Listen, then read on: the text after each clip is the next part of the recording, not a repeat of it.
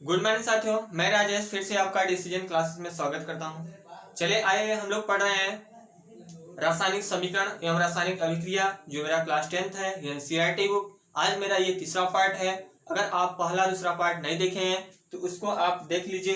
फिर इसके बाद हम लोग इसमें पढ़ रहे हैं रासायनिक समीकरण। तो देखिए रासायनिक समीकरण का मेरा ये तीसरा क्वेश्चन, पहला दूसरा क्वेश्चन हो गया है। तीसरा क्वेश्चन देखते हैं, जो मेरा फर्स्ट क्वेश्चन है तीसरा का। लिखा है कि जल में बेरियम क्लोराइड तथा सोडियम सल्फेट विलयन अभिक्रिया करके सोडियम क्लोराइड विलयन तथा अघुलनशील बेरियम सल्फेट का अवक्षेप बनता है। इसमें क्या है कि जल में क्या है, घुलनशील है, बेरियम क्लोराइड है और क्या है, सोडियम सल्फेट है। इसका समीकरण मेरा बनेगा, यहाँ पे आपका लिख रहा है बेरियम क्लोराइड है, तो बेरियम क्लोराइड का फार्मूला हो जाएगा BaCl2 और प्लस क्या है तथा सोडियम सल्फेट, तो सोडियम सल्फेट का फार्मूला हो जाएगा Na2SO4। फिर इसके बाद एरो, फिर कर रहा है कि विलयन अभिक्रिया करके सोडियम क्लोराइड, तो सोडियम क्लोराइड क्या है कि आप देख सकते हैं कि इसमें सोडियम और क्लोरीन के साथ क्रिया करके क्या बना लेगा, एक सोडियम क्लोराइड बना लेगा, तो NaCl हो जाएगा। फिर इसके बाद विलयन तथा अघुलनशील बेरियम सल्फेट का अवक्षेप बनता है, तो बेरियम सल्फेट होगा, तो बेरियम सल्फेट का फार्मूला हो जाएगा BaSO4। ये आपका क्या हो जाएगा, BaSO4। ये मेरा हो गया बेरियम सल्फेट। अब देखिए इसका ये तो समीकरण बन गया। अब इस समीकरण में हम क्या करेंगे कि जो मेरा समीकरण बना है इसमें अभिकारक एवं उत्पाद के अणुओं को बराबर करेंगे। जैसे इसमें एक ये मेरा है, ये आप देख सकते हैं कि ये क्या है, इसको बोलते हैं अभिकारक, और ये हो आपका है उत्पाद। ये क्या है, अभिकारक है और ये क्या है, उत्पाद है। अब देखिए अभिकारक एवं उत्पाद में दोनों के अणुओं क्या करेंगे, बैलेंसी को बराबर करेंगे। अब इसमें देखिए कि जो मेरा ये बेरियम क्लोराइड है और यहाँ पे क्या दिख रहा है आपको, सोडियम सल्फेट। इन दोनों को क्या है कि जलीय विलयन में जब हम डाले हैं, तो जलीय विलयन में जैसे ही डाले हैं तो इसमें क्या हुआ कि सोडियम किसके साथ क्रिया कर लिया, क्लोरीन के साथ, तो यहाँ पर क्या बना दिया, सोडियम क्लोराइड बना लिया। और इसके बाद सल्फेट जो है ये बेरियम के साथ क्रिया करके बेरियम सल्फेट बना लिया। क्यों ऐसा किया है, तो क्वेश्चन में भी लिखा है कि जो मेरा बेरियम सल्फेट है ये क्या है, अघुलनशील है। यहाँ पर लिखा है अघुलनशील बेरियम सल्फेट का अवक्षेप बनाता है। तो बेरियम सल्फेट क्या होता है, पानी में घुलनशील नहीं होता है, जिससे कि सोडियम क्लोराइड क्या होता है, सोडियम और क्लोरीन पानी में घुलनशील होते हैं, जिसको नमक बोलते हैं। ये घुल के क्या बना लेते हैं, NaCl बना लेते हैं। आपका बेरियम सल्फेट का क्या प्राप्त होता है, अवक्षेप प्राप्त होता है। अब देखिए यहाँ पे आपका बेरियम कितना है, एक है, सिंगल बेरियम है। अब यहाँ पे कितना है, यहाँ भी एक है, तो बैलेंसी क्या है, दोनों की अभिकारक के उत्पाद में और क्या है, बराबर है। अब यहाँ पे देखिए तो आपके क्लोरीन कितना है, 2 है, यहाँ पे क्लोरीन कितना है, 1 है, तो क्लोरीन यहाँ पे 2 है, यहाँ पे 1 है, तो यहाँ पे कितना करेंगे, यहाँ पे 2 लगाएंगे, तो यहाँ पे जैसे ही 2 लगाएंगे तब क्लोरीन कितना हो गया, मेरा 2 हो गया। अब देखिए जैसे ही क्लोरीन 2 हुआ तो सोडियम भी 2 हो जाएगा, क्योंकि सोडियम के आगे भी 2 लगा है। तो पहले क्लोरीन की वैलेंसी बराबर कर लेते हैं, तो क्लोरीन कितना हुआ, 2 हुआ, तो यहाँ भी क्लोरीन कितना है, 2 है। अब देखिए फिर इसके बाद यहाँ पे सोडियम देखें, सोडियम कितना है, यहाँ पे 2 सोडियम है, सोडियम भी आपके कितने हो गया, 2 हो गया। सल्फर यहाँ कितना है, 1 है, यहाँ भी सल्फर आपके कितना है, 1 है। इसके बाद ऑक्सीजन यहाँ कितना है, 4 है, जहां भी ऑक्सीजन कितना है, 4 है। तो यहाँ पे आप देख सकते हैं कि मेरा जो बैलेंसी है ये पूरी तरह से क्या है, बराबर हो चुकी है। तो अब इसमें अगर हम ये देखें, जो इसका मेरा दूसरा क्वेश्चन है, दूसरा क्वेश्चन को मैं देखता हूं कि दूसरा क्वेश्चन इसका क्या है।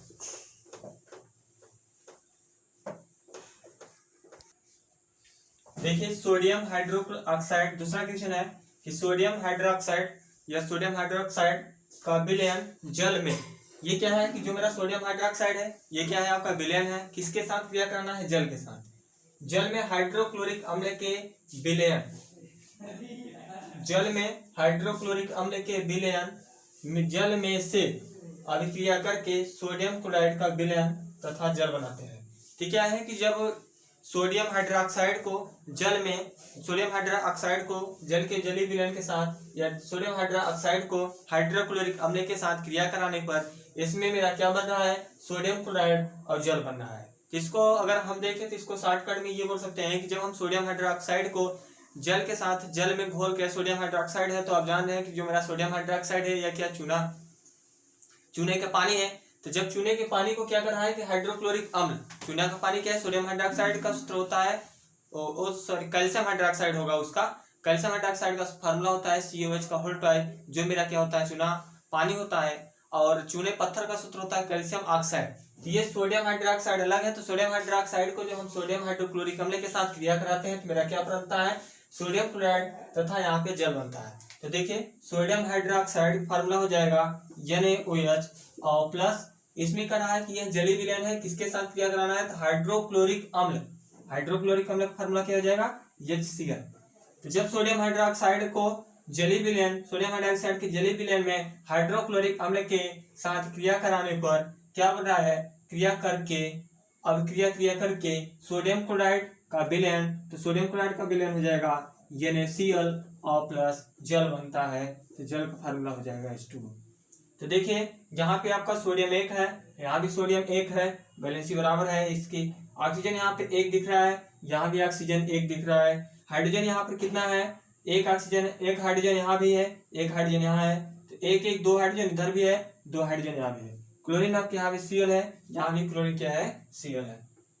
तो आप देख सकते हैं कि ये मेरा जो क्वेश्चन था तीसरा का सेकेंड पार्ट था। तीसरे क्वेश्चन में 2 क्वेश्चन था, फर्स्ट और सेकेंड, तो ये सेकेंड था। सेकेंड को आप देख लिए कि जो मेरा क्या था कि सोडियम हाइड्रोक्साइड को हाइड्रोक्लोरिक अम्ल के साथ अगर जलीय विलयन में क्रिया कराएंगे तो मेरा क्या बनेगा।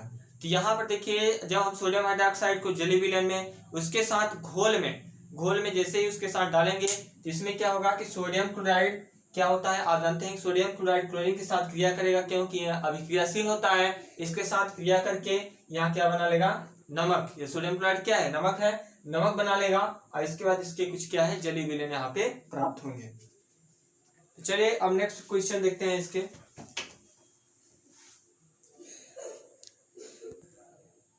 चलिए अब हम अगला पढ़ते हैं, ये मेरा संयोजन क्रिया है। तो देखिए संयोजन क्रिया के बारे में क्या होता है इसके बारे में पहले देखते हैं। ये जो मेरा संयोजन अभिक्रिया होता है ये क्या होता है, संयोजन अभिक्रिया। तो देखिए संयोजन जो अभिक्रिया होता है यह होता क्या है, इसको मैं एग्जांपल में आपको बताऊंगा कि मेरा संयोजन अभिक्रिया है क्या। तो देखिए संयोजन मतलब होता है संयोजित करना। आप जान रहे हैं कि क्या है, इसमें संयोजित कर रहे हैं। तो इसको मैं अगर एग्जांपल तौर बताया तो जैसे मान लेते हैं कि संयोजित किस प्रकार से कर रहा है कि जैसे अगर मान लेते हैं कि ये कोई, मान लेते हैं कि आपका ये बर्तन है, ये कढ़ाई है और इसमें हमें क्या करना है, कुछ खाने वाला पदार्थ बनाना है।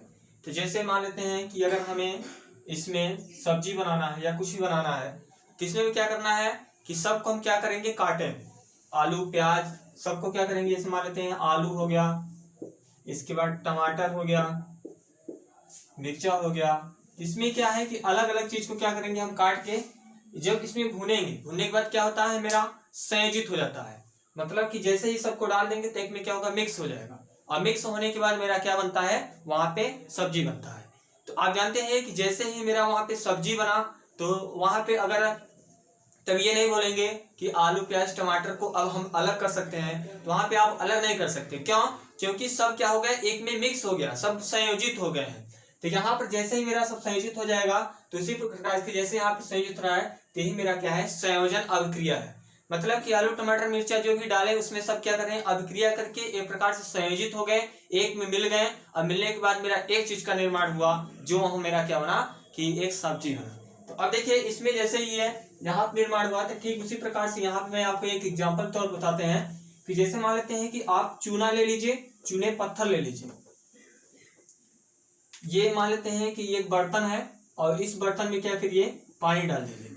ये इसमें आप जल ले लीजिए, वाटर। तो इसमें क्या करिए कि इसमें आप चूना का पत्थर ले लीजिए। चूना पत्थर का सूत्र क्या होता है, कैल्शियम ऑक्साइड। ये चूने पत्थर का सूत्र है।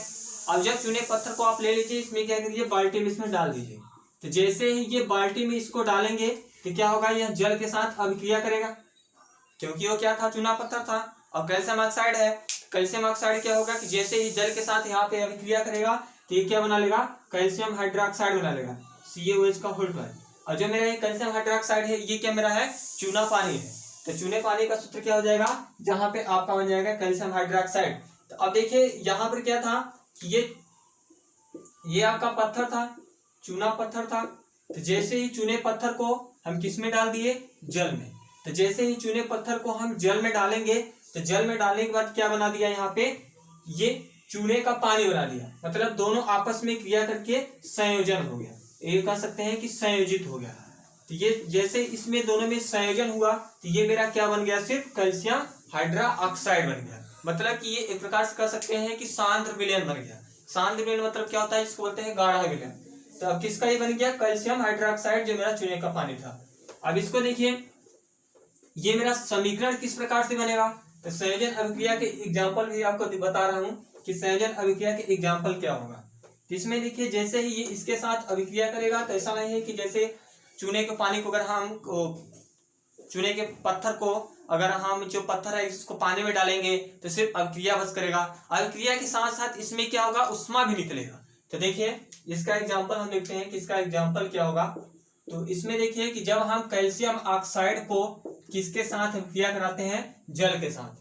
तो जैसे हम इसको जल के साथ अभिक्रिया कराएंगे तो इसमें मेरा क्या बनेगा, यहाँ पे आपका बन जाएगा कैल्शियम हाइड्रोक्साइड बन जाएगा, और प्लस यहाँ पे उष्मा निकलेगा। क्या होगा, यहाँ पे उष्मा का निर्माण होगा। तो देखिए ये जो मेरा यहाँ पे देख रहा है, जो दिख रहा है आपको कि ये उष्मा यहाँ पे बन रहा है, तो इसमें क्या है कि जब ये कैल्शियम हाइड्रोक्साइड दो अभिकारक, ये क्या है, दो अभिकारक है, जब दो अभिकारक मिलकर एक नए उत्पाद का निर्माण करते हैं, एक नए उत्पाद मतलब एक उत्पाद का, एकल उत्पाद का निर्माण करते हैं, तो वो मेरा क्या होता है, संयोजन क्रिया। तो एक इसका ये भी परिभाषा होगा संयोजन क्रिया की, कि जब दो या दो से अधिक अभिकारक मिलकर, जब दो या दो से अधिक अभिकारक मिलकर एक नए उत्पाद का निर्माण करते हैं और उस उत्पाद के साथ साथ यहाँ पे उष्मा का भी निर्माण हो रहा है, तो उसे बोलते हैं संयोजन अभिक्रिया। तो यहाँ पे आप लिख भी सकते हैं, नोट्स भी कर लीजिए। संयोजन अभिक्रिया की परिभाषा क्या होगी कि जब दो या दो से अधिक अभिकारक मिलकर एकल नए उत्पाद का निर्माण करते हैं तो वह मेरा क्या होता है, संयोजन अभिक्रिया होगा। उस संयोजन अभिक्रिया के साथ साथ देखिए उष्मा का भी निर्माण होगा, अगर वो किसी गैस के तो उसमें कुछ वाष्प या गैस भी निकल देंगी। तो ये मेरा था संयोजन अभिक्रिया। अब आगे इसके संयोजन अभिक्रिया के कुछ और एग्जाम्पल देख लेते हैं कि जैसे मान लेते हैं कि अगर यहाँ पे आपका है कार्बन और प्लस ऑक्सीजन, कार्बन और क्या है, ऑक्सीजन है। तो आप जानते हैं कि ये जो मेरा कार्बन है ये क्या है, कार्बन जैसे मान लेते हैं कि कार्बन का प्रूफ कोयला हो गया। ये मेरा जब इसको हम क्या करेंगे, ऑक्सीजन के साथ गैस, ऑक्सीजन के साथ इसमें क्या कराएंगे, क्रिया कराएंगे। तो ये क्या है, सॉलिड है, क्या है, लिक्विड है, गैस है। तो जैसे इसके साथ अगर हम इसमें अब क्रिया कराएंगे तो ये मेरा क्या बन जाएगा, यहाँ पे आप जान रहे हैं कि जब कार्बन और ऑक्सीजन दोनों आपस में क्रिया बनेगा तो ये क्या बन जाएगा, कार्बन डाइऑक्साइड। और कार्बन डाइऑक्साइड का सूत्र क्या हो जाएगा, CO2। तो ये भी मेरा क्या बन गया, गैस। तो इसमें आप देख सकते हैं कि ये जो मेरा अभिकारक था, ये अभिकारक है, अब ये आपका क्या है, उत्पाद है। कि जब दो या दो से अधिक अभिकारक मिलकर एकल नए उत्पाद का निर्माण करते हैं तो वह मेरा क्या होता है, संयोजन अभिक्रिया। इसमें भी आप देख रहे हैं एक उत्पाद, एक ही उत्पाद का निर्माण हुआ है, इसमें भी आपका क्या हुआ है, एक ही उत्पाद का निर्माण हुआ है। अगर मैं इसके और एग्जाम्पल देखें तो जैसे अगर मान लेते हैं कि अगर हम इसमें मैग्नीशियम को अगर हम ऑक्सीजन के साथ क्रिया कराएं तो इसमें आपका बनेगा मैग्नीशियम ऑक्साइड, MaO। तो देखिए अब इसको आगे देखते हैं कि मैग्नीशियम ऑक्साइड का अगर हम इसके साथ निर्माण कराएंगे तो इसमें मेरा क्या बना है, मैग्नीशियम ऑक्साइड का यहाँ पे निर्माण हुआ है। तो इसमें क्या है कि आप देख सकते हैं कि जब मैग्नीशियम को अगर हम ऑक्सीजन के साथ क्रिया करा रहे हैं तो यहाँ पर मेरा क्या बन रहा है, मैग्नीशियम ऑक्साइड बन रहा है। तो इसमें ये भी मेरा क्या है, एक प्रकार से संयोजन अभिक्रिया का यहाँ पे एग्जाम्पल है। तो देखिए संयोजन अभिक्रिया आपके यहाँ पे परिभाषा भी मैं बता दूंगा कि इसका परिभाषा क्या हुआ है, और इसका एग्जाम्पल भी आप इस प्रकार से लिख सकते हैं कि संयोजन अभिक्रिया का एग्जाम्पल क्या होगा। तो ये मेरे रहे तीनों संयोजन अभिक्रिया के एग्जाम्पल। संयोजन अभिक्रिया की परिभाषा भी आपसे पूछ सकता है बोर्ड में, उसके एग्जाम्पल भी पूछ सकता है। ये श्योर है कि इसमें से संयोजन अभिक्रिया, द्विविखंडन अभिक्रिया, वियोजन अभिक्रिया भी आगे सब पढ़ा रहे हैं, तो इसमें से आपका एक क्वेश्चन जरूर बनेगा। और उसके साथ साथ आपको एग्जाम्पल भी दे देगा, या तो ये एग्जाम्पल दे देगा और ये पूछ लेगा कि इसमें कौन सी अभिक्रिया हो रही है, संयोजन अभिक्रिया हो रही है कि द्विविखंडन अभिक्रिया हो रही है, वियोजन अभिक्रिया हो रही है। तो आप ये जब दो अभिकारक मिलेंगे तो आपका किसका निर्माण होगा, यहाँ पे संयोजन अभिक्रिया का निर्माण होगा। तो चलिए आगे देखते हैं आप।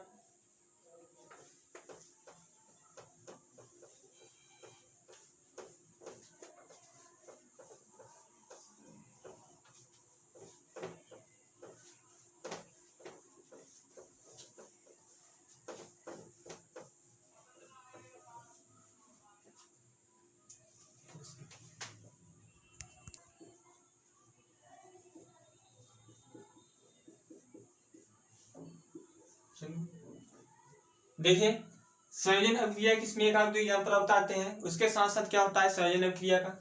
यहाँ पे अगर आप परिभाषा लिखना चाहें तो लिख सकते हैं संयोजन अभिक्रिया कि जब दो या दो से अधिक अभिकारक मिलकर एक नए उत्पाद का निर्माण करते हैं, प्लस उसके साथ साथ उत्पाद के साथ साथ किसका भी निर्माण होगा, उष्मा का निर्माण होगा।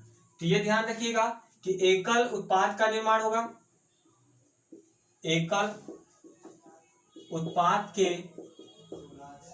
साथ साथ उष्मा का भी निर्माण होगा, उष्मा का भी निर्माण होगा। मतलब एकल उत्पाद के साथ साथ क्या होगा, उष्मा का भी निर्माण होगा। तो वो मेरा क्या होगा संयोजन अभिक्रिया। जैसे अभी आपको एग्जांपल बताएं कि कैल्शियम ऑक्साइड को जब आप जल में अभिक्रिया कराएंगे तो क्या बन जाएगा, कैल्शियम हाइड्रोक्साइड, और प्लस आपका क्या बनेगा, उष्मा का निर्माण होगा। इसके एक आध दो एग्जाम्पल अभी और देखते हैं कि जैसे मान लेते हैं कि जब मेथेन को अगर हम ऑक्सीजन के साथ क्रिया करा दें, मेथेन का फार्मूला आपका होता है CH4, अगर इसको हम ऑक्सीजन के साथ इसमें क्रिया करा दें क्या बनेगा, कार्बन डाइऑक्साइड, प्लस इसमें क्या बनेगा जल, प्लस इसके साथ किसका निर्माण होगा, उष्मा का। अब यहाँ पे आप देख सकते हैं कि ये क्या मेरा बना, यहाँ पर एकल उत्पाद का निर्माण हुआ, लेकिन यहाँ कितने उत्पाद का निर्माण हो गया, दो उत्पाद का निर्माण हुआ। लेकिन इसके साथ साथ इसमें किसका निर्माण हो रहा है, उष्मा का भी निर्माण हो रहा है। तो ये भी मेरा क्या है, ये संयोजन अभिक्रिया किसके एग्जाम्पल है। तो चले आइए अब हम लोग पढ़ते हैं, संयोजन अभिक्रिया हो गया, अब पढ़ते हैं हम लोग वियोजन अभिक्रिया। मेरा वियोजन अभिक्रिया के एग्जाम्पल किस प्रकार से होगा और वियोजन अभिक्रिया की मेरा परिभाषा क्या होगा। तो कोशिश करेंगे कि मैं जैसे यहाँ पे लिखे संयोजन अभिक्रिया, ठीक उसी प्रकार से इसके वियोजन अभिक्रिया के भी आपके यहाँ पे क्या करेंगे, परिभाषा के साथ साथ उसको पढ़ाएंगे। तो चलिए वियोजन अभिक्रिया का एग्जाम्पल लिखते हैं।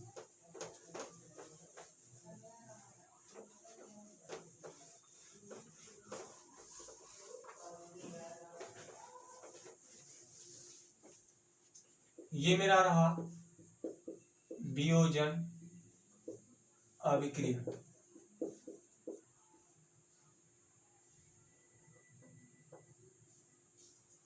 देखिए वियोजन अभिक्रिया का परिभाषा क्या होगा, और वियोजन अभिक्रिया ये प्रकार से ये क्या है आपका अपघटन है। तो देखिए वियोजन अभिक्रिया का अगर आप परिभाषा लिखना चाहें तो परिभाषा भी लिख सकते हैं कि देखिए वियोजन अभिक्रिया परिभाषा कि जब अभिकारक एकल अभिकारक मिलकर अलग अलग उत्पाद का निर्माण करते हैं तो मेरा क्या होगा, वियोजन अभिक्रिया होगा। और एकल अभिकारक का मतलब क्या है, जैसे इसका अगर हम एग्जांपल देखें तो एग्जांपल क्या होगा, इसमें क्या है वियोजन मतलब क्या हो रहा है, अपघटन हो रहा है। इसका क्या हो रहा है, अपघटन हो रहा है, वियोजित हो रहा है। मतलब ये कह सकते हैं कि वहां क्या हो रहा है, टूट रहा है, अपने खंडों में क्या हो रहा है, टूट रहा है। तो जब इसकी परिभाषा क्या है कि जब एकल अभिकारक मिलकर अपने छोटे छोटे खंडों में क्या करते हैं, एक नए छोटे छोटे खंडों में उत्पाद का निर्माण करते हैं, तो वह मेरा क्या होता है, वियोजन अभिक्रिया होता है। जब एकल अभिकारक मिलकर अलग अलग छोटे छोटे खंडों में नए उत्पाद का निर्माण करते हैं तो मेरा क्या होता है, वियोजन अभिक्रिया होता है। अब जैसे अगर इसमें हम वियोजन अभिक्रिया किसके एग्जाम्पल देखें तो मेरा वियोजन अभिक्रिया की एग्जाम्पल क्या होगा कि जैसे अगर यहाँ हम लें तो फेरस सल्फेट का फार्मूला क्या होगा, फेरस सल्फेट का मेरा फार्मूला होगा FeSO4। ये क्या है आपका फेरस सल्फेट है, ये वियोजन अभिक्रिया की क्या है, एग्जाम्पल है। तो अब इसका अगर हम एग्जाम्पल देखें तो फेरस सल्फेट है, अगर इसके साथ हम क्या कराएं, उष्मा कराएं, तो जैसे इसको हम टेम्परेचर देंगे, उष्मा कराएंगे, तो यह क्या होगा, अपने खंडों में टूटेगा। टूटने के बाद यहाँ पे क्या बना लेगा, फेरस सल्फेट Fe2O3, और फिर इसके बाद ये क्या है, फेरस ऑक्साइड बनाएगा, और फेरस ऑक्साइड के साथ यहाँ पे क्या बना लेगा, सल्फर डाइऑक्साइड SO2, और यहाँ बना लेगा सल्फर ट्राइऑक्साइड।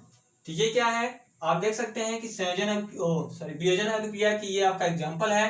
किसमें क्या है कि जब फेरस सल्फेट को उष्मा कराएं, इसको गर्म किए हैं, तो फेरस सल्फेट को जैसे ही हम गर्म करेंगे कि ये क्या होगा कि अपने अलग अलग खंडों में टूट जाएगा। तो यहाँ आप देख रहे हैं कि ये मेरा क्या है, अभिकारक है, एकल अभिकारक, यहाँ आप लिख लीजिए जब एकल अभिकारक मिलकर या जब एकल अभिकारक मिलकर या अपने खंडों में टूटकर, एकल अभिकारक मिलकर अपने छोटे छोटे नए या अलग अलग नए उत्पाद का निर्माण करते हैं, तो क्या होता है मेरा वियोजन अभिक्रिया। कि जब एकल अभिकारक मिलकर अपने छोटे छोटे या अलग अलग नए उत्पाद का निर्माण करते हैं तो वो मेरा क्या होता है वियोजन अभिक्रिया होता है। तो ये था कि जब फेरस क्या है, जब फेरस ऑक्साइड को इसमें क्या करेंगे गर्म करेंगे तो इसमें क्या बनेगा फेरिक ऑक्साइड, और इसके बाद ये मेरा क्या हो जाएगा सल्फर डाइऑक्साइड और सल्फर ट्राइऑक्साइड। ट्राई में क्या है 3 कार्बन है, डाई में क्या है डाई में 2 ऑक्सीजन है, ट्राई में क्या है 3 ऑक्सीजन है। तो ये क्या है फेरस सल्फेट है, फेरस सल्फेट और फेरिक ऑक्साइड, ये जब इसके साथ क्रिया कराएंगे तो बनेगा। तो इसमें देखिए आगे इसके हम बैलेंसी को बराबर करें तो इसमें क्या आप देख रहे हैं कि इसमें आयरन 2 है, 1 है, यहाँ पे आयरन कितना है 2 है, तो यहाँ भी 2 लगा देंगे। तो जैसे यहाँ पे 2 लगाएंगे तो यहाँ भी 2 हो गया। ऑक्सीजन आपका यहाँ पे कितना है 3 2 5 5 3 8 ऑक्सीजन है, तो यहाँ भी कितना हो गया 4 दूना 8 ऑक्सीजन हो गया। सल्फर यहाँ कितना है 1 दूना 2, तो 2 सल्फर यहाँ भी है 1 और 1।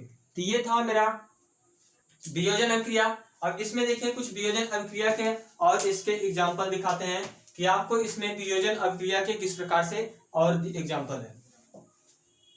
इसमें अगर हमने तो कैल्शियम कार्बोनेट है CaCO3 को अगर हम क्या करें गर्म करें तो इसमें क्या होगा कैल्शियम ऑक्साइड और ये होगा कार्बन डाइऑक्साइड। तो देखिए ये जो मेरा है ये है आपका चूना पत्थर है, ये भी क्या है चूना पत्थर है। तो अब देखिए इसको हम क्या करेंगे जब गर्म करेंगे उष्मा करेंगे इसको हीट करेंगे तो क्या होगा कि यहाँ वियोजन होगा। जैसे ये मतलब इसको गर्म करेंगे तो क्या होगा वियोजन होकर टूट जाएगा अपने खंड में। तो जैसे अगर हम एग्जांपल देखें तो मान लेते हैं जैसे ये एक पत्थर है, अगर इस पत्थर पर हम किसी चीज से हथौड़े से क्या करें चोट मारे, इसको जब हम पीटेंगे तो क्या होगा टूटेगा। तो अपने खंडों में जैसे अभी अगर देखें तो ये क्या है एक है तो इसमें क्या होगा कि जैसे इसको हम पीटेंगे तो जब इसको हम पीटेंगे तो इसमें क्या होगा टूटेगा। तो ये खंडों में पूरी तरह से क्या होगा भंगुर होगा टूट जाएगा। तो टूटने के बाद क्या होगा कि ये छोटे छोटे खंडों में इस प्रकार से टूट जाएगा। तो यही है वियोजन अभिक्रिया। ये क्या था कि जब इसको हम चूने पत्थर को क्या किए गर्म किए, जैसे इसको हम यहाँ पे गर्म करेंगे तो ये मेरा क्या हो जाएगा कि तुरंत कैल्शियम ऑक्साइड और कार्बन डाइऑक्साइड में क्या होगा अपने खंडों में अलग हो जाएगा। तो अब देखिए इसके अगर हम अभिकारक उत्पाद और इसके बाद अभिकारक उत्पाद के अगर हम समीकरण बैलेंस को बराबर करते हैं तो इसमें क्या होगा कि आप देख रहे हैं कैल्शियम कितना है यहाँ पे कैल्शियम आपको 1 दिख रहा है, यहाँ भी कैल्शियम कितना है 1 है, यहाँ पे कार्बन आपका 1 दिख रहा है, यहाँ भी कार्बन आपका 1 दिख रहा है। ऑक्सीजन आपके यहाँ देखिए 3 है, यहाँ पे ऑक्सीजन 2 और 1 क्या है 3 है। तो ये भी मेरा क्या है समीकरण की बैलेंसी क्या है बराबर है। तो चलिए 1 2 इसके और एग्जाम्पल देख लेते हैं। देखिए वियोजन अभिक्रिया का एक तीसरा और एग्जाम्पल देख लेते हैं। वियोजन अभिक्रिया अब घटन हो रहा है टूट रहा है, तो इसमें देखिए क्या होगा जैसे यहाँ पर हम लिख ले लेड नाइट्रेट, लेड का फॉर्मूला क्या होगा PbNO3 का होल ट्वाइस, PbNO3 का होल ट्वाइस। लेड नाइट्रेट को हम क्या करेंगे गर्म करेंगे, थोड़ा इधर से लिखते हैं।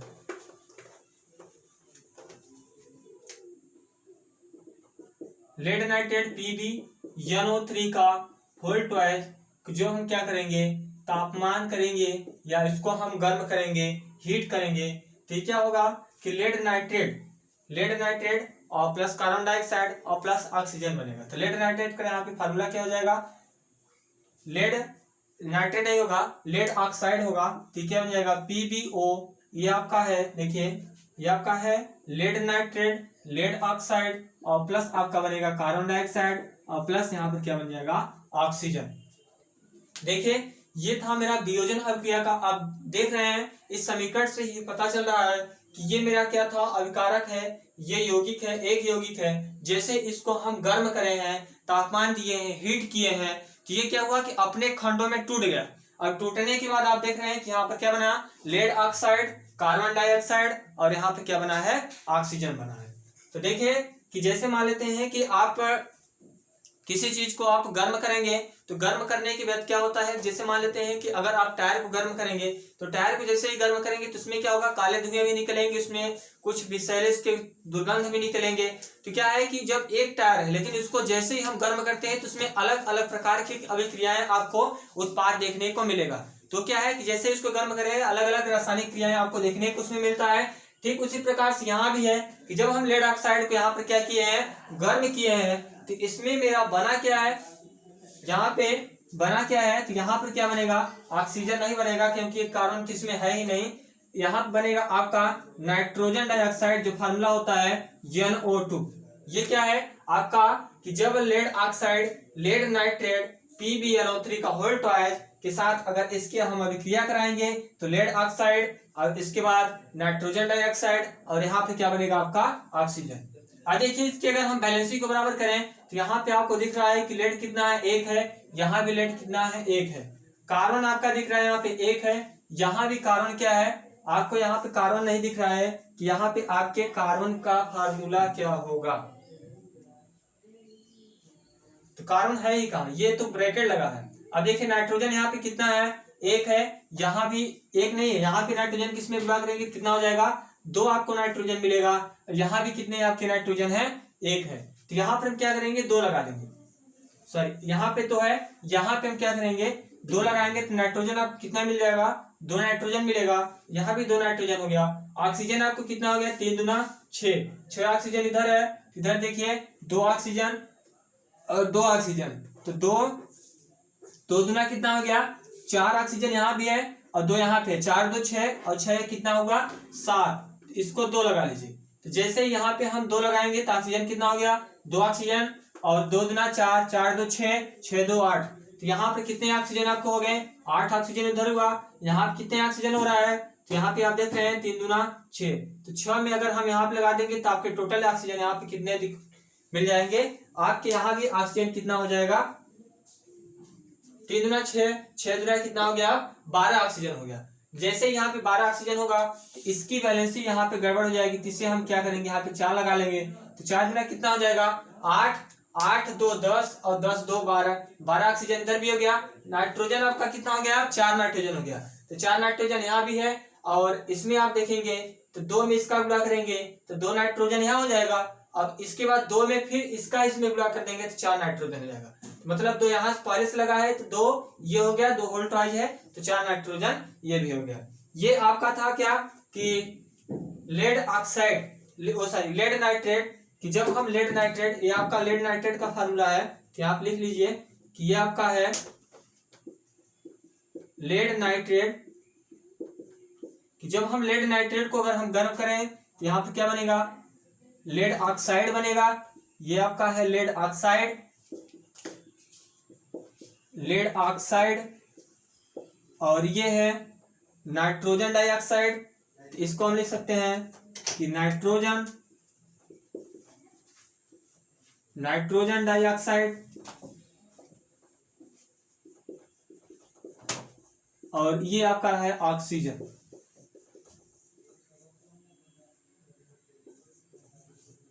तो ये मेरा रहा वियोजन अभिक्रिया के तीसरे एग्जाम्पल। चले अब अगले अभिक्रिया पढ़ते हैं कि जो मेरा अगला अभिक्रिया होगा वो क्या होगा। तो चले दोस्तों, अब ये आपको उम्मीद होगा कि ये आपका अभिक्रिया समझ में आ गया होगा। इसके मैं 3 एग्जाम्पल बता दिया हूँ, इसकी परिभाषा भी आपको यहाँ पे लिखवा दिए हैं। अब इसके हम लोग अगला पार्ट देखते हैं कि इसका अगला पार्ट क्या है। चलिए देखिए, अब इसमें क्या है कि ये इसके परख नली है और इसके बाद ये क्या है, लेड नाइट्रेट है, ये आपका चिमटा है, ये बर्नर है। इसको हम जो अभी लेड नाइट्रेट का अभी ये देखे हैं कि लेड नाइट्रेट का तापमान तथा नाइट्रोजन डाइऑक्साइड का उत्सर्जन, इसमें देखते हैं नाइट्रोजन डाइऑक्साइड का उत्सर्जन। इसके हम यहाँ पर क्या करेंगे, प्रैक्टिकल या लैब है, इसके माध्यम से क्या करेंगे, आप इसको प्रैक्टिकल करेंगे कि किस प्रकार से यहाँ पे ये नाइट्रोजन डाइऑक्साइड का उत्सर्जन हो रहा है। तो क्या करेंगे, सबसे पहले हम एक बर्नर ले लेंगे और इस बर्नर में क्या करेंगे, एक परख नली ले लेंगे। अब उस परख नली को जैसे हम क्या करेंगे, एक चिमटे से उसको पकड़ लेंगे। अब देखिए होता क्या है कि जब इसको परख नली को हम क्या करेंगे, इस चिमटे को इससे पकड़ लेंगे, पकड़ने के बाद क्या करेंगे, बर्नर से इसको हम धीरे धीरे गर्म करेंगे। किसे गर्म करेंगे, इस बर्नर में क्या क्या है, परख नली में क्या है, तो इसमें आप देख रहे हैं लेड नाइट्रेट है, लेड नाइट्रेट जो अभी हम पढ़े हैं PbNO3 का होल ट्वाइस, यही है लेड नाइट्रेट का। यहाँ पे आप देख रहे हैं कि ये लेड नाइट्रेट इसको लिया गया है यौगिक को, धातु को। इसके बाद क्या करेंगे, इसको हम बर्नर की सहायता से गर्म करेंगे। तो जैसे इसे हम गर्म करेंगे तो ये दो क्या करेगा, अभिक्रिया करेगा। अभिक्रिया करने के बाद इसमें से आप देख रहे हैं कि इसमें क्या है, ज्वाला निकल रही है, लौ निकल रहा है। तो इसमें किसका उत्सर्जन हो रहा है, तो इसमें क्या हो रहा है, नाइट्रोजन डाइऑक्साइड का उत्सर्जन हो रहा है। तो ये मेरा रहा प्रैक्टिकल। इसको हम प्रैक्टिकल के माध्यम से इस प्रकार से कर सकते हैं कि सबसे पहले क्या लेंगे, एक बर्नर लेंगे, एक परख नली लेंगे और एक चिमटा लेंगे उस परख नली को पकड़ने के लिए। परख नली में क्या करेंगे, इसको बोलते हैं क्वथन नली भी इसे बोलते हैं। इसमें सबसे पहले हम लेड नाइट्रेट को डाल देंगे, फिर इसके बाद इसको क्या करेंगे, बर्नर की सहायता से हम इसको गर्म करेंगे। तो जैसे ही बर्नर की सहायता से इसमें हम गर्म करेंगे तो लेड नाइट्रेट जैसे ही गर्म होगा तो वह अपने खंडों में टूट जाएगा। और टूटने के बाद क्या करेगा, नाइट्रोजन डाइऑक्साइड, यहाँ लिखा है नाइट्रोजन डाइऑक्साइड का उत्सर्जन करेगा और इसमें से आपका क्या बनेगा, ऑक्सीजन भी इसके साथ साथ निकलेगा। तो इसका जो मेरा समीकरण बनेगा वो आपका इस प्रकार से समीकरण बनेगा कि जब हम लेड नाइट्रेट को NO3 का होल ट्वाइस को जब हम क्या करेंगे, यहाँ पे तापमान देंगे, गर्म करेंगे तो इसको हम यहाँ पे डेल्टा का चिन्ह भी दे सकते हैं इस प्रकार से। जब गर्म करेंगे तो क्या बनेगा, lead oxide plus nitrogen dioxide NO2 plus यहाँ पे बन जाएगा आपका ऑक्सीजन। तो ये रहा इसके समीकरण। अगर हम बैलेंसी की बात करते हैं तो यहाँ पे जो अगर हम बैलेंसी की बात करें तो यहाँ क्या हो जाएगा, 2 हो जाएगा और यहाँ भी 2 हो जाएगा, यहाँ 4 हो जाएगा। 4 दूना 8, 8 दो 10 और 10 दो 12, 3 दूना 6, 6 दूना 12 और 2 नाइट्रोजन, इधर भी आपका क्या है 4 नाइट्रोजन है तो 2 और 2। नाइट्रेट को किस प्रकार से हम लेड नाइट्रेट को गर्म करेंगे तो इसमें मेरा क्या बनेगा, तो देखिए इसका मेन उत्सर्जन था कि लेड नाइट्रेट को जब हम यहाँ पे गर्म किए हैं, गर्म करने क्या होगा, वो अपने खंडों में टूटेगा। टूटने के बाद किसका निर्माण करेगा, तो लेड ऑक्साइड, नाइट्रोजन डाइऑक्साइड और प्लस उसके साथ साथ क्या होगा, ऑक्सीजन का भी निर्माण यहाँ पे होगा। तो ये रहा दोस्तों आपका अभिक्रिया। अब इसके नेक्स्ट में देखते हैं अगले में कि वो किस प्रकार से अभिक्रियाएं होती हैं। देखिए जैसे यहाँ पे है सिल्वर क्लोराइड, सिल्वर का फार्मूला क्या होगा, Ag, चांदी जिसको बोलते हैं।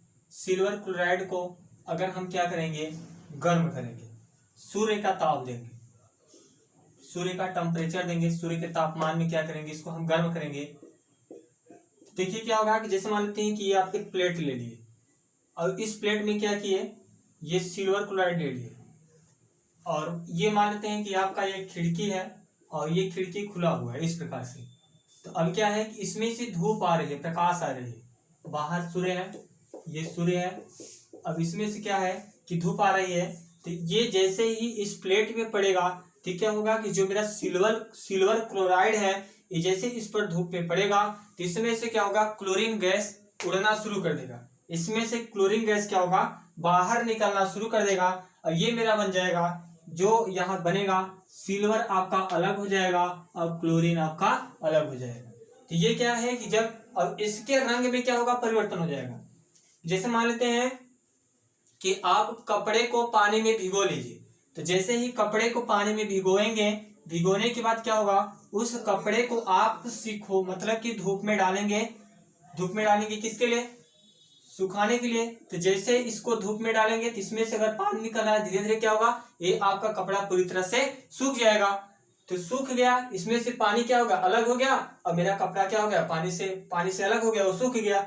तो ठीक इसी प्रकार से यहाँ पर भी है कि जब इसको हम क्या करेंगे, सिल्वर क्लोराइड को, सिल्वर में चांदी को हम क्या करेंगे, इस क्लोरीन में मिलाकर मिश्रण करके उसके साथ अगर इसमें हम प्लेट में रखेंगे तो प्लेट में जैसे ही रखेंगे तो जैसे ही धूप की प्रकाश, सूर्य की प्रकाश की किरण इस पर पड़ेगी तो इसमें से क्या होगा, आपका चांदी तो वहीं पर रह जाएगा, लेकिन इसमें से जो क्लोरीन की मात्रा होगी वो क्या होगा, आपका अलग हो जाएगा। तो ये मेरा रहा कि सिल्वर क्लोराइड को जब सूर्य के प्रकाश की उपस्थिति में रखने पर ये क्या होता है, सिल्वर अलग हो जाता है और क्लोरीन आपका यहाँ पर क्या होगा, अलग हो जाएगा। अब इसके हम वैलेंसी को बराबर करते हैं, तो ये वैलेंसी सिल्वर हमारा क्या है, यहाँ पे लिखा रहेगा यस, तो उसका मतलब सॉलिड होगा, और अगर यहाँ पे यल लिखा है तो ये लिक्विड होगा, वो गैस है। अब देखिए इसके अगर हम वैलेंसी को बराबर करें तो यहाँ पे चांदी क्या है, 1 है, यहाँ भी चांदी 1 है। क्लोरीन यहाँ पे कितना हो गया है, 2, यहाँ पे क्या लगा देंगे 2, तो जैसे ही 2 लगाएंगे तो चांदी भी मेरा क्या हो जाएगा, 2 हो जाएगा, और क्लोरीन भी यहाँ पर क्या हो गया, 2 हो गया। इसका अगर ये इसी के स्थान पर सिल्वर क्लोराइड को अगर हम न लेकर, क्लोरीन को न लेकर अगर हम सिल्वर ब्रोमाइड ले लें तो तब मेरा क्या समीकरण बनेगा, तो उसका देखिए कि जब यहाँ पर हम क्या लिख लिए सिल्वर ब्रोमाइड AgBr, Ag क्या ले लिए Br। अब इसी को अगर हम सूर्य के प्रकाश की उपस्थिति में गर्म करें, उसी की उपस्थिति में, कि मतलब कि जब हम चांदी को ब्रोमीन के साथ, यहाँ पे किसको, चांदी को किसके साथ क्रिया कराएं, क्लोरीन के साथ गर्म करके सूर्य के प्रकाश की उपस्थिति में रखें, तो चांदी अलग हो गया, सिल्वर अलग हो गया। जैसे ही चांदी को अगर हम ब्रोमीन के साथ, ब्रोमीन की उपस्थिति में, ब्रोमीन के साथ मिश्रण करके सूर्य के प्रकाश की उपस्थिति में इसको हम रखेंगे, तो यहाँ भी क्या होगा, आपका चांदी अलग हो जाएगा और ब्रोमीन भी आपका यहाँ पर क्या हो जाएगा, अलग हो जाएगा। तो ये क्या है, आपका Br2 बनेगा। तो अगर इसके हम वैलेंसी के बराबर करें, समीकरण को संतुष्ट करें, इसके समीकरण का विकारक के उत्पाद में, तो यहाँ पे चांदी आपको 1 दिख रहा है, यहाँ भी चांदी 1 है, चांदी की वैलेंसी बराबर है, सिल्वर हमारा बराबर है। लेकिन अगर हम ब्रोमीन की बात करते हैं तो ब्रोमीन यहाँ पर 1 है, यहाँ पे आपको ब्रोमीन कितने दिख रहा है, 2 दिख रहा है। तो इसमें क्या करेंगे, 2 यहाँ भी लगा देंगे, 2 यहाँ भी लगा देंगे, 2 यहाँ लगा दिए तो क्या हो गया, चांदी सिल्वर भी मेरा 2 हो गया, और यहाँ भी 2 हो गया, ब्रोमीन भी आपके यहाँ पर कितने हो गए, 2 हो गए। तो चलिए दोस्तों, ये रहा मेरा आज वियोजन क्रिया, संयोजन क्रिया हम पढ़ लिए हैं। अब अगले नेक्स्ट वीडियो में हम लोग पढ़ेंगे विस्थापन अभिक्रिया, कि जो मेरा विस्थापन अभिक्रिया होता है वो किस प्रकार से इसकी अभिक्रिया होती है। और इसमें हम लोग कुछ और पढ़ेंगे कि जल के विद्युत अवघटन, कि जल में किस प्रकार से मेरा विद्युत का चालन होता है, कि जैसे एल्कोहल विलयन है या किस प्रकार से गाढ़ा विलयन है, तो उसमें जल में किस प्रकार से हमारा विद्युत चालन करता है, जल में प्रकाश की चाल कितनी होती है, तो कुछ इसके बारे में हम लोग आगे पढ़ेंगे। और विस्थापन क्रिया, तो दोस्तों इस वीडियो को ज्यादा से ज्यादा शेयर करें, और इसके बाद लाइक करें, और कमेंट जरूर करके बताएं कि आपको ये वीडियो कैसा लगा। धन्यवाद।